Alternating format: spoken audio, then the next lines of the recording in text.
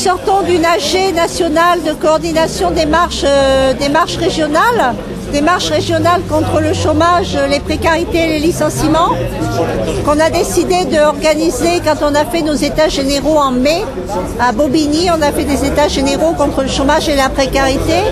On était à peu près 200 avec une trentaine d'organisations et on a décidé de faire ces marches du 20 novembre au 5 décembre pour dénoncer toutes les précarités, le chômage, les licenciements, le mal logement, les difficultés, y compris des sans-papiers, etc., des salariés en lutte, des chômeurs, des précaires, des jeunes précaires, parce que la précarité touche beaucoup les jeunes, le chômage aussi. Et donc là, on sort d'une réunion d'AG nationale où on a vu qu'il y avait des dynamiques unitaires qui se mettaient en place dans plusieurs villes, notamment Marseille, Lyon, Caen,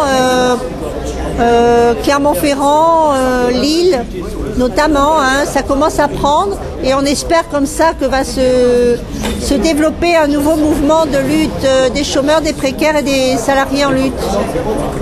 Et ces marches régionales, vous nous en parlez? Alors ces marches régionales, ça ne sera pas forcément beaucoup de gens qui vont marcher, mais ça sera des temps forts dans des villes avec des actions, dans des pôles emploi, dans des ACEDIC, des CAF, des actions avec des sans-papiers, des actions avec des salariés en lutte.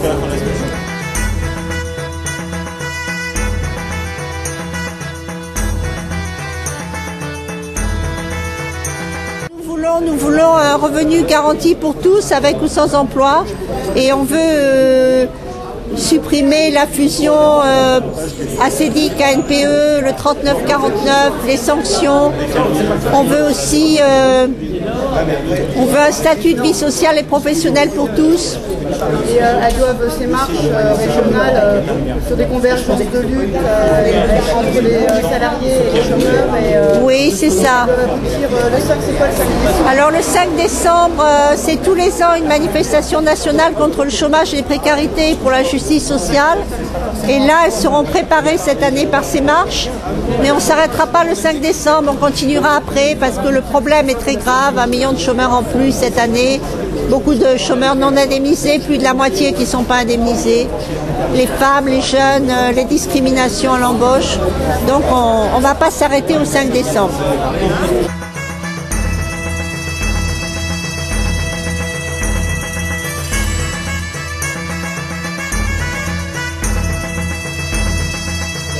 Comment on va faire venir ces gens-là qui sont dans la misère à la manifestation? Parce que c'est bien cet objectif-là, de créer des mobilisations, mais pas sans eux. Et comment on fait pour les faire venir? Il faut manifester de la solidarité de lutte avec eux. Il faut aller les voir, il faut leur dire, attendez, vous comptez pas pour du beurre, vous êtes un individu comme nous, comme toi et comme moi, et qui a des droits, etc., etc. Et on va défendre tes droits. C'est sûr que ça serait une bonne idée, mais il me semble que faut qu'on trouve le moyen d'être plus présent au CAF, à NPE, à CEDIC, machin, dans les quartiers. Enfin, c'est très bien qu'on arrive à regrouper plein d'associations, mais on l'a tous en tête, donc il faut voir peut-être à cette occasion quels moyens on peut avoir pour une affiche, pour du matériel, pour je sais pas quoi.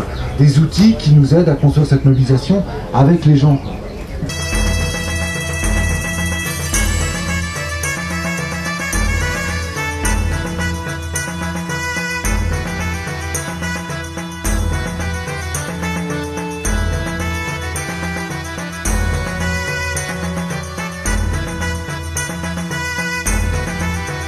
La proposition de marche contre le chômage initiée par les associations de chômeurs et d'un certain nombre d'organisations, je crois que c'est important. Et les marches là, à Marseille, apparemment, ça marche bien là, hein. Alors c'est parti, j'ai même été invité à Lyon, je ne sais pas pourquoi, donc j'irai à Lyon.